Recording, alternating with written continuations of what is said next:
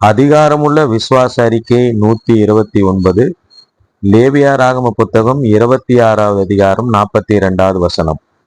நான் யாக்கோபோடே பண்ணின என் உடன்படிக்கையையும் ஈசாக்கோடே பண்ணின என் உடன்படிக்கையையும் ஆபிரகாமோடே பண்ணின என் உடன்படிக்கையையும் நினைப்பேன், தேசத்தையும் நினைப்பேன்.